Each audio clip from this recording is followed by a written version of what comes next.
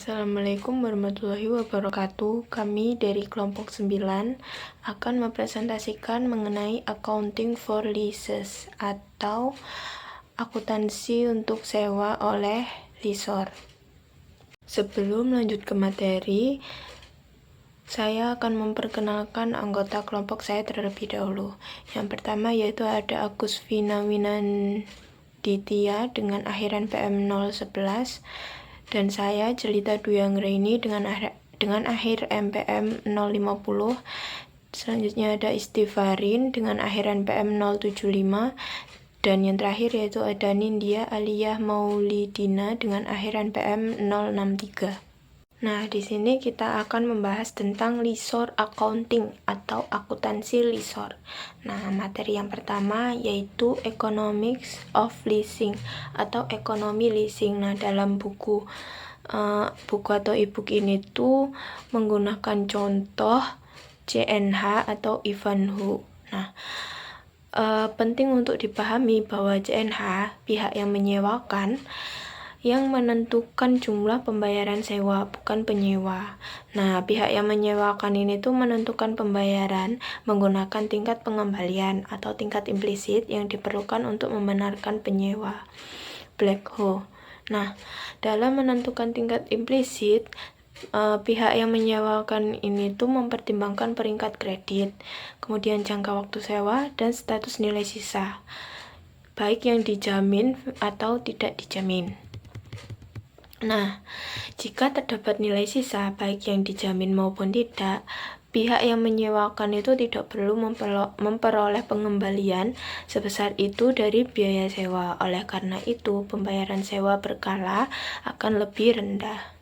Selanjutnya yaitu Classification of Leases by the Lessor atau klasifikasi sewa oleh lessor. Nah, untuk tujuan akuntansi, lessor mengklasifikasikan sewa sebagai sewa pembiayaan atau sewa operasi. Nah, agar suatu sewa menjadi sewa pembiayaan, sewa tersebut itu harus tidak dapat dibatalkan dan memenuhi setidaknya 1 dari 5 tes yang seperti ada di samping kiri.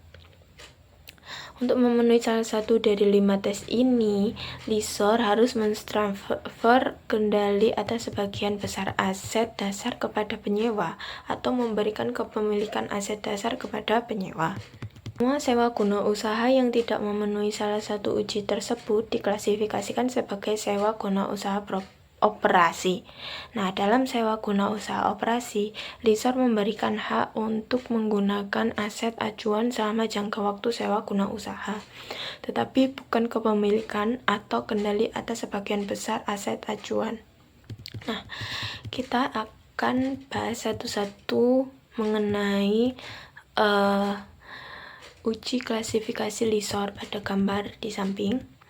Yang pertama itu ada Transfer of Ownership Test atau tes pengalihan kepemilikan. Nah, jika sewa mengalihkan kepemilikan aset kepada lessee, lessor mengklasifikasi sewa tersebut sebagai sewa pembiayaan. Nah, uji ini tuh tidak kontroversial dan mudah diterapkan dalam praktik. Kemudian yang kedua yaitu Purchase Option Test atau uji opsi pembelian. Nah,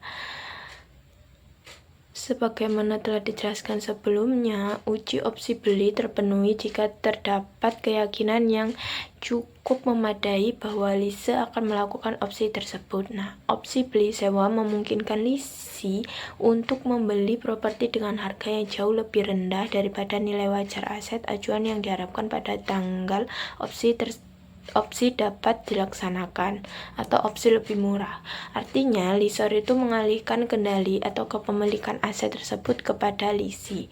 Kemudian yang ketiga yaitu lease term test atau uji jangka waktu sewa. Nah, ketika jangka waktu sewa merupakan bagian utama dari sisa umur ekonomis aset sewaan, lessor harus menggunakan metode pembiayaan dalam akuntansi transaksi sewa guna usaha.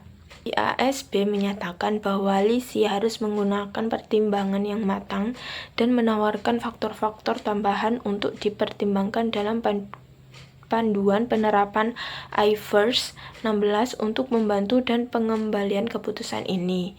Jika jangka waktu sewa guna usaha adalah 75% atau lebih dari umur ekonomis aset sewa guna usaha, asumsikan bahwa sewa guna usaha tersebut memenuhi uji jangka waktu sewa guna usaha dan perlakuan sewa guna usaha pembiayaan sudah tepat.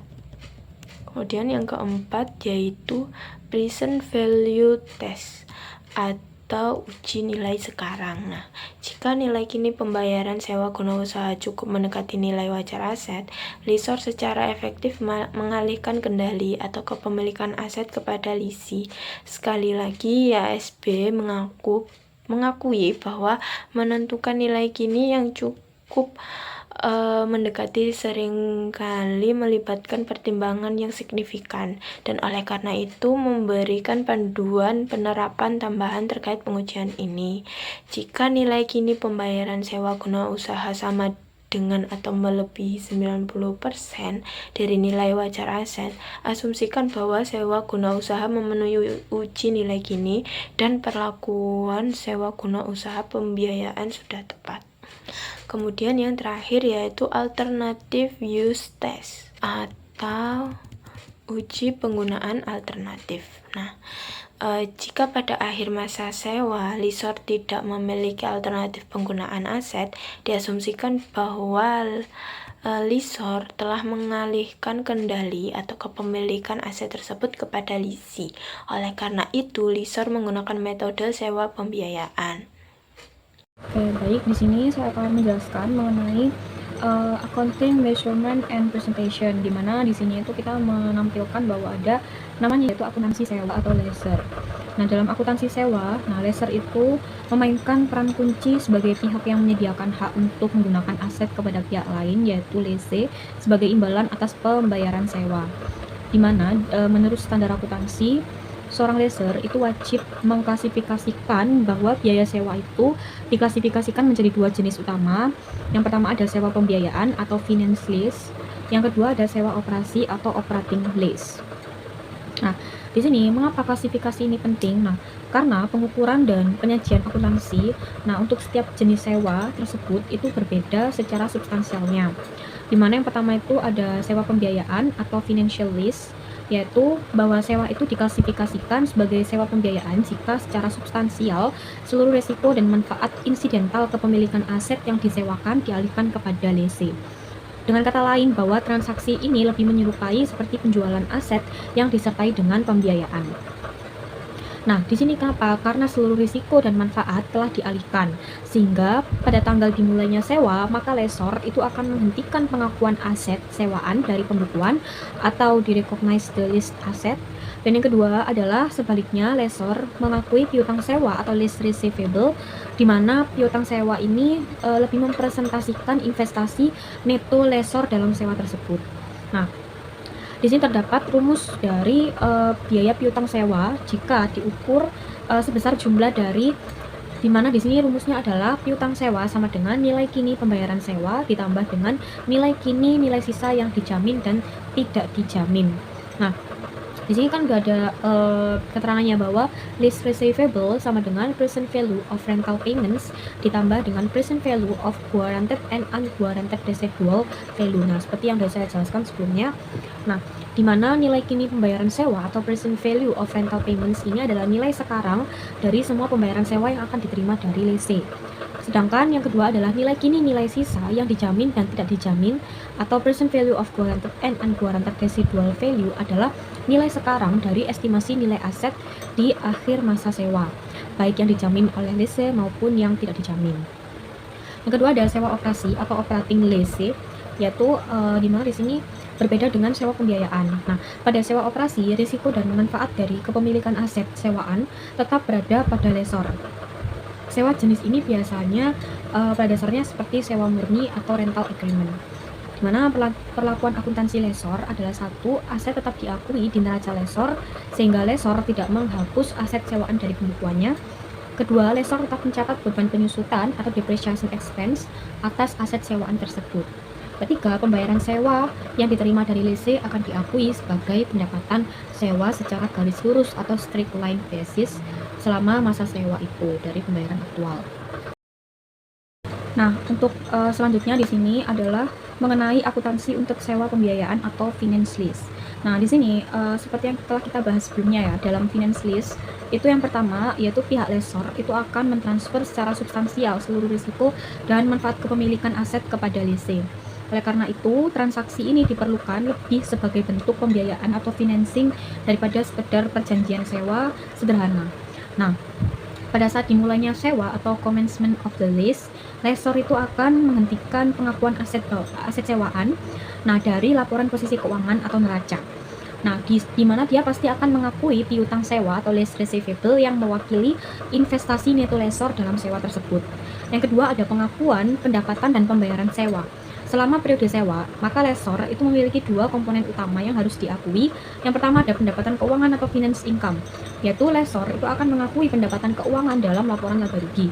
Kedua, pendapatan ini diakui sedemikian rupa sehingga dapat menghasilkan tingkat pengembalian periodik atau bunga yang konstan atas investasi neto yang belum pulih. Nah, sehingga sering dihitung dengan menggunakan metode bunga efektif. Kedua ada penerimaan pembayaran sewa. Setiap pembayaran sewa yang diterima dari lese terdiri dari dua bagian. Yang pertama ada pengembalian pokok atau repayment of principal, yaitu bagian ini berfungsi untuk mengurangi saldo piutang sewa. Kedua ada pendapatan keuangan atau finance income, yaitu lebih mempresentasikan bahwa ada pengembalian atau retur lessor atas investasinya. Yang ketiga itu ada perlakuan akuntansi untuk nilai sisa atau residual value, di mana nilai sisa atau residual value adalah estimasi nilai wajar aset sewaan pada akhir masa sewa, di mana dalam akuntansi sewa lessor, nilai sisa ini penting karena mempengaruhi perhitungan investasi bruto dan investasi neto dalam finance lease. Nah, nilai sisa yang diklasifikasikan ada dua, ada nilai sisa yang dijamin atau guaranteed residual value, yaitu adalah merupakan nilai sisa yang dijamin pemulihannya oleh lese atau pihak ketiga. Yang kedua ada nilai sisa yang tidak dijamin, yaitu nilai sisa yang tidak ada jaminan atas pemulihannya. Artinya lessor itu akan menanggung risiko jika nilai aktual aset di akhir sewa itu lebih rendah dari estimasi ini. Nah, baik, untuk selanjutnya di sini saya akan menjelaskan mengenai lessor accounting for operating lease. Nah, di sini dia lebih menggambarkan bahwa ada prinsip dasar sewa operasi. Nah, di mana dalam sewa operasi itu sendiri, prinsip utamanya itu ada dua. Yang pertama ada lessor itu mempertahankan secara substansial bahwa seluruh risiko dan manfaat kepemilikan aset sewaan. Kedua adalah tidak seperti finance lease yang menyerupai penjualan. Nah, operating lease itu hanyalah kontrak sewa menyewa biasa. Nah, konsekuensinya adalah aset yang disewakan akan tetap diakui di laporan posisi keuangan. Nah, lessor sebagai bagian dari properti, pabrik, dan peralatan. Kedua, lessor itu akan tetap bertanggung jawab atas pemeliharaan dan risiko obsolesansi aset. Yang kedua ada pengakuan pendapatan sewa. Dimana di sini gimana sih lessor itu mengakui pendapatan dari sewa operasi? Dimana yang pertama ada pendapatan sewa atau rental revenue diakui berdasarkan metode garis lurus atau straight line basis selama masa sewa. Artinya pendapatan sewa dicatat dalam jumlah yang sama setiap periodenya. Yang kedua adalah jika terdapat pola lain yang lebih baik mencerminkan bagaimana manfaat aset dikonsumsi oleh lese, maka pola itu akan dapat digunakan. Nah, dimana di sini ada kita lihat ilustrasi dari perusahaan Hathway itu yang pertama ada penerimaan pembayaran sewa awal. Misalkan di sini perusahaan Hathway itu menerima pembayaran sewa di muka pada 1 Januari 2022 untuk sewa 3 tahun. Nah, maka berdasarkan jurnalnya adalah maka di tanggal 1 Januari 2022 kas di debit 17.820,08 dan yang dikredit adalah pendapatan sewa diterima di muka atau unearned lease revenue sebanyak 17.820,08 dikredit. Nah, karena di sini ada penerimaan ya, karena ada menerima pembayaran sewa di muka, maka akun pendapatan sewa diterima di muka itu dimunculkan dalam jurnal. Nah, otomatis ya dikredit. Yang kedua ada pengakuan pendapatan sewa periodik. Nah, di sini setiap periodenya perusahaan Hathway itu mengakui pendapatan sewa secara garis lurus atau straight line. Nah, straight line basis. Nah, maka di jurnalnya itu adalah pendapatan sewa diterima di muka debit 17.820,08 dan pendapatan sewa atau lease revenue-nya di kredit 17.820,68. Nah, Yang ketiga itu ada beban penyusutan atau depreciation expense. Nah, karena leaser itu mempertahankan aset di neraca ya, maka leaser juga harus mencatat beban penyusutan atas aset tersebut. Nah, pertama, penyusutan itu dihitung sepanjang masa manfaat ekonomis aset tersebut, bukan hanya sepanjang masa sewa. Misalkan, jika aset itu bernilai $60.000 dengan masa manfaatnya 5 tahun dan menggunakan metode penyusutan dipercepat, misalnya saldo menurun ganda atau double declining sebesar 40%, maka penyusutan tahunan itu dicatat sebagai beban penyusutan peralatan 24.000 di debit, sedangkan akumulasi penyusutan peralatannya di kredit sebesar 24.000. Nah, kemudian yang keempat itu ada biaya langsung awal atau initial direct cost. Nah, biaya langsung awal ini merupakan biaya tambahan yang dikeluarkan lessor untuk menegosiasikan dan mengatur sewa operasi, misalnya biaya komisi, biaya hukum, dan lain-lain. Nah, untuk itu maka biaya ini nantinya akan dibebankan selama masa sewa dalam pola yang sama dengan pengakuan pendapatan sewa, misalnya melalui amortisasi atau penyusutan. Selanjutnya saya akan menjelaskan mengenai masalah akuntansi sewa khusus. Nah, terdapat pengaturan sewa yang menyebabkan masalah akuntansi. Yang pertama ada penyesuaian sewa lainnya, yang kedua ada presentasi, pengungkapan, dan analisis. Nah, saya akan menjelaskan bagian penyesuaian sewa lainnya, di mana penyesuaian sewa tambahannya memengaruhi pengukuran aset dan liabilitas sewa berkaitan dengan hal-hal berikut. Yang pertama ada biaya pelaksanaan atau biaya eksekutori, adalah beban normal yang terkait dengan kepemilikan aset seperti asuransi properti dan pajak properti. Nah, untuk akuntansi biaya eksekutor ini bergantung pada bagaimana sewa tersebut disusun, yaitu apakah sewa tersebut merupakan sewa bruto atau sewa neto. Nah, perlu dicatat juga bahwa untuk memasukkan biaya eksekutori dalam pengukuran liabilitas sewa dan aset hak guna terkait dapat menyebabkan nilai yang lebih tinggi pada laporan posisi keuangan dibandingkan dengan penyewa yang tidak mengkapitalisasi biaya tersebut. Dengan demikian, cara para pihak menyusun pembayaran biaya eksekutori seperti variabel atau tetap dapat berpotensi memiliki implikasi material terkait nilai yang muncul pada laporan posisi keuangan. Kesimpulannya yaitu untuk biaya pelaksanaan atau eksekutor ini termasuk dalam pembayaran tetap yang diharuskan oleh lessor harus dimasukkan dalam pembayaran sewa untuk tujuan pengukuran kewajiban sewa. Kemudian yang kedua ada pembayaran di muka dan insentif sewa, di mana semua sewa guna usaha pada tanggal dimulainya sewa guna usaha.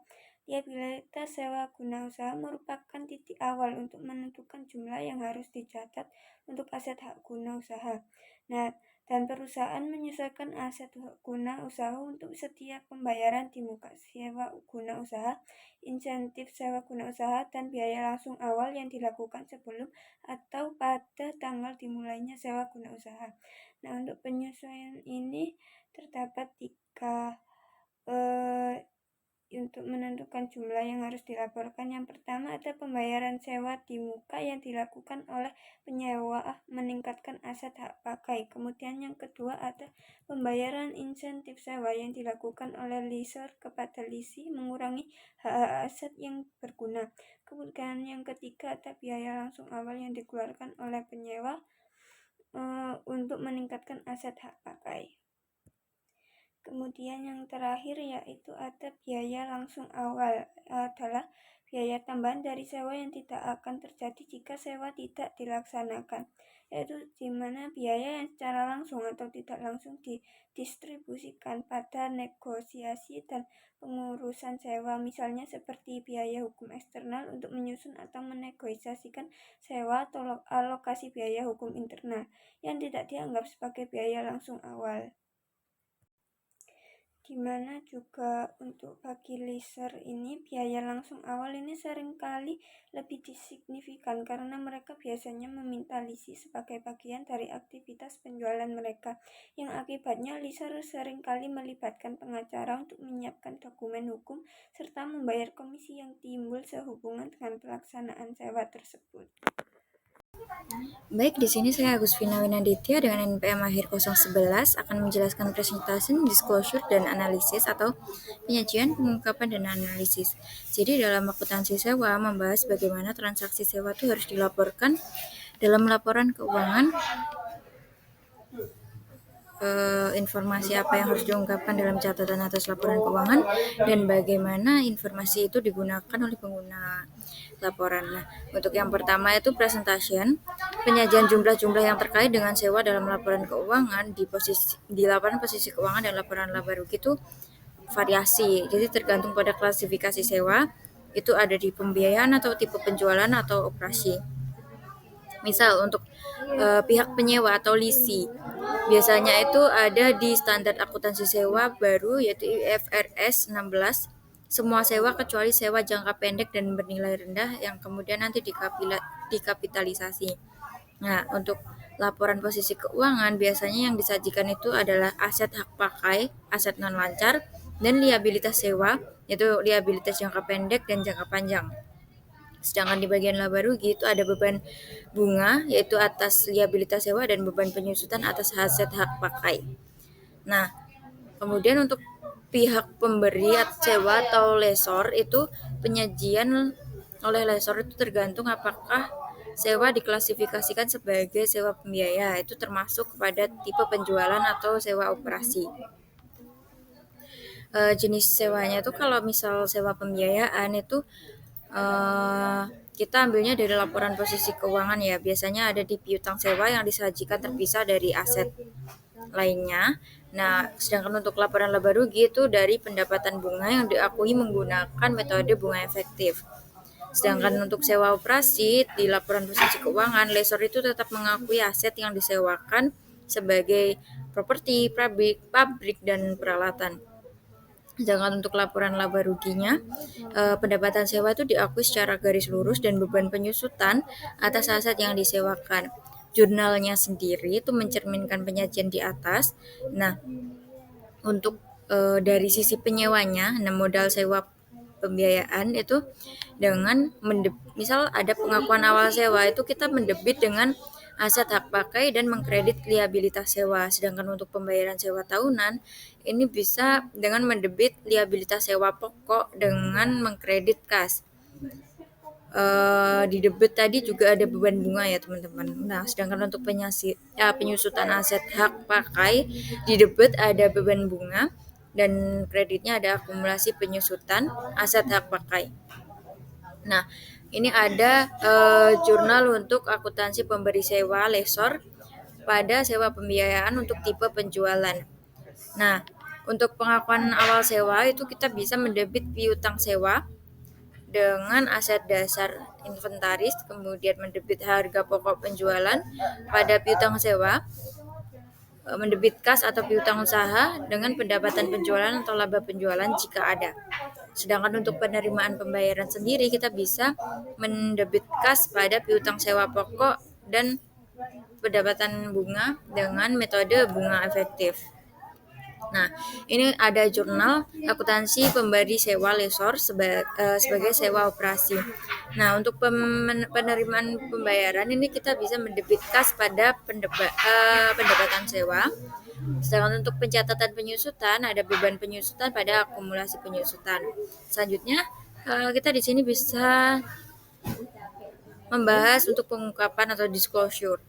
Baik lisi maupun lesor itu diwajibkan untuk memberikan pengungkapan kualitatif maupun kuantitatif tambahan dalam catatan atas laporan keuangan. Nah, tujuannya tuh untuk membantu pengguna laporan keuangan dan menilai jumlah, waktu, dan ketidakpastian dari arus kas masa depan yang timbul dari sewa. Nah, untuk pengungkapan kualitatifnya itu contohnya bisa dengan sifat sewa dan deskripsi umum, terus ada persyaratan, ketentuan, opsi perpanjangan atau pengakhiran sewa, dan jaminan nilai sisa. Bisa juga dengan informasi tentang bagaimana pembayaran sewa variabel ditentukan, kemudian asumsi dan penilaian signifikan yang digunakan, misalnya memakai tingkat diskonto. Nah, kemudian untuk pengungkapan kuantitatif, contohnya tuh kita bisa menggunakan rincian beban bunga dan beban penyusutan sewa untuk dicatat pada lisi. Nah, Untuk komponen investasi bersih dalam sewa pembiayaan dan tipe penjualan itu nanti termasuk pada nilai tercatat piutang sewa dan aset sisa yang tidak dijamin untuk lessor. Nah, kemudian yang terakhir kita membahas tentang analisis, di mana informasi yang disajikan dan diungkapkan ini tuh punya dampak besar pada analisis keuangan, khususnya pada rasio keuangan. Dampak kapitalisasinya itu dengan mewajibkan kapitalisasi sebagian besar sewa. Standar baru meningkatkan aset hak pakai dan liabilitas sewa yang dilaporkan dalam neraca. Contoh analisisnya itu misal ada peningkatan secara signifikan yang mempengaruhi risiko leverage seperti rasio utang terhadap total aset dan rasio utang terhadap ekuitas. Yang keduanya itu akan meningkat. Nah, hal ini tuh memberikan pengguna laporan keuangan seperti pandangan yang lebih transparan dan lengkap mengenai kewajiban keuangan perusahaan. Nah, ini tuh memungkinkan mereka untuk melakukan analisis rasio yang lebih bermakna. Itu teman-teman. Nah, baik, kurang lebihnya dari kelompok kami mohon maaf dan terima kasih. Wassalamualaikum warahmatullahi wabarakatuh.